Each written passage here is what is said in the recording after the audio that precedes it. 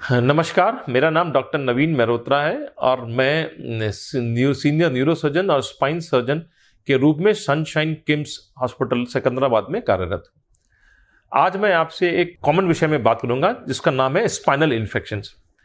आपने देखा होगा कि इन्फेक्शंस पूरी बॉडी में कॉमन होते हैं, कहीं भी हो सकते हैं, चाहे वो ब्रेन हो, स्पाइन हो।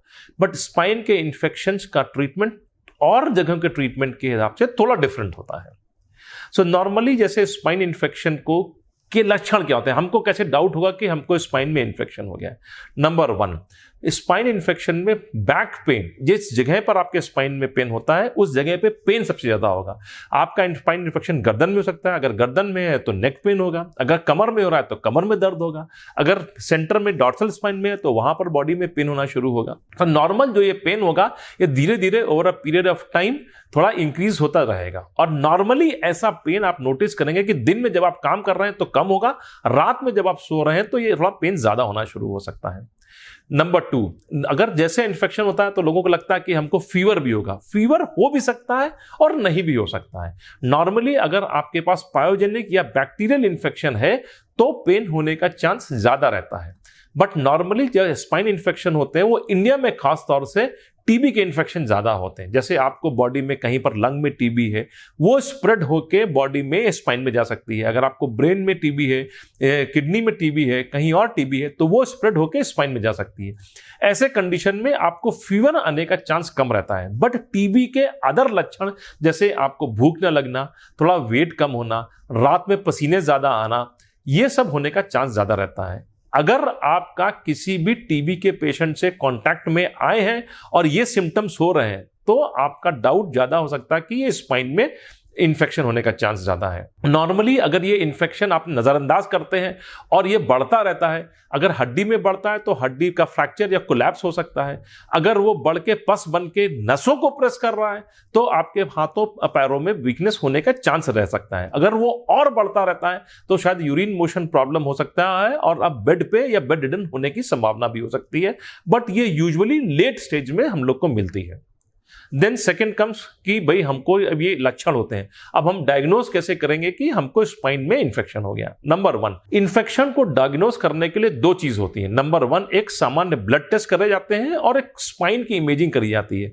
ऐसी इमेजिंग में MRI is the investigation of choice. इसमें जो एमआरआई करते हैं वो एमआरआई प्लेन और विद कंट्रास्ट। कंट्रास्ट का मतलब क्या होता है, हम एक डाई देते हैं जो इन्फेक्शन के एरिया को हाईलाइट करती है, जिससे हमको पता चल सकता है कि कहां कहां पर इन्फेक्शन मौजूद है। और पस वाले एरिया में मैक्सिमम कंसंट्रेशन होता है, जिससे हमको पता रहे कि मैक्सिमम इन्फेक्शन कहां है और उस जगह की हम लोग सर्जरी कर सकते हैं। नॉर्मल ब्लड टेस्ट में करके देखते हैं कि जिसमें हम लोग टीबी का टेस्ट करके देख सकते हैं, कल्चर करके भेज सकते हैं जिसमें हमको पता लगता है कि कौन सा ऑर्गेनिज्म है और उसका एंटीबायोटिक ट्रीटमेंट स्टार्ट कर सकते हैं। जैसे अगर टीबी है तो हम लोग टीबी का ट्रीटमेंट स्टार्ट कर देंगे और स्पेशल टेस्ट करके देखते हैं कि जो टीबी की दवा हम लोग रूटीन यूज करते हैं वो रेजिस्टेंट है कि नहीं है। देन नंबर 3, क्या सर्जरी इसका जरूरी है या हर केस में सर्जरी करते हैं? नहीं, हर केस में सर्जरी करने की जरूरत नहीं पड़ती है। जब भी इंफेक्शन रहेगा तो एंटीबायोटिक्स या anti tubercular treatment becomes the most important part. हम सर्जरी करें या ना करें, बट एंटीबायोटिक्स और एंटी ट्यूबरकुलर ट्रीटमेंट तो इनवेरिएबली या हमेशा कंटिन्यू रहेंगे ही रहेंगे।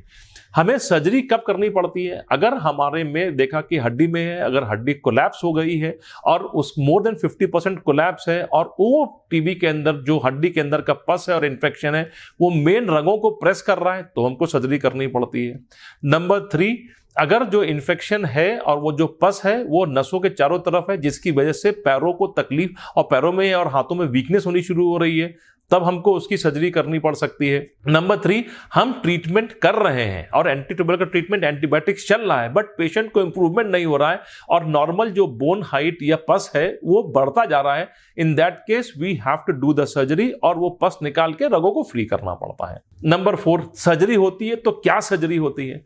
या इंस्ट्रूमेंटेशन इसमें करना पड़ता है कि नहीं करना पड़ता है। यस, अगर हमारे पास इन्फेक्शन है, जो वर्टिब्रल बॉडी है उसका हाइट कम है और हमारे स्पाइन के अंदर इंस्टेबिलिटी आना शुरू हो गई है बिकॉज ऑफ दिस इन्फेक्शन, तो डेफिनेटली हमको उसके अंदर इंस्ट्रूमेंटेशन, जिसको नॉर्मल भाषा में आप बोलते हैं स्क्रू लगाना पड़ सकता है।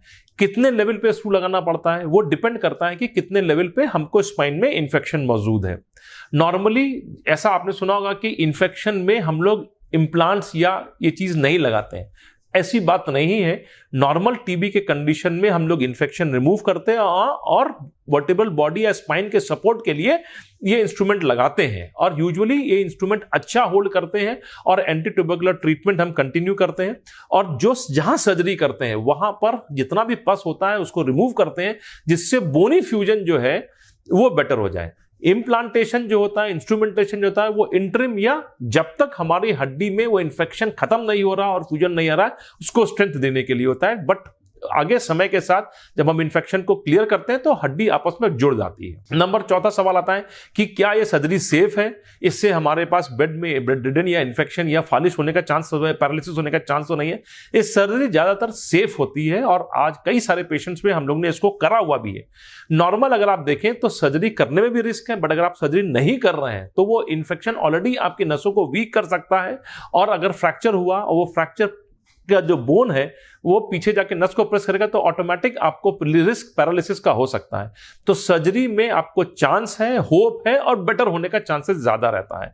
यूजुअली ये सेफ सर्जरी है। Over a period of time with improvement in anaesthesia और एमआरआई सर्जरी का सेफ्टी काफी बढ़ गया है और बहुत सारे पेशेंट्स को इसका रिजल्ट भी अच्छा मिल रहा है। सेकेंड एडवांटेज क्या होता है, अगर आपने सर्जरी नहीं कराया और आपको इन्फेक्शन है तो आपको लॉन्ग टर्म तक बेड रेस्ट करना पड़ता है जिसमें 4 से 6 हफ्ते तक रहता है। नॉर्मली अगर हम सर्जरी करते हैं तो पेशेंट की मोबिलिटी यानी उसको हम सर्जरी के बाद में जल्दी वॉक करा सकते हैं। तो बेड रिडन के जो बेड सेट के जो साइड इफेक्ट्स होते हैं आप उससे भी बच जाते हैं। तो नॉर्मली ये जो सर्जरी स्पाइन सर्जरी है वो सेफ हो गई है और इन्फेक्शन के अंदर बहुत सारे पेशेंट को जल्दी मोबिलिटी और आउटकम अच्छा दे रही है। सो अगर आपके पास कोई ऐसा पेशेंट और कोई ऐसी प्रॉब्लम है जिसमें स्पाइन इन्फेक्शन का डाउट है तो उसका ट्रीटमेंट संभव है और गुड आउटकम के साथ।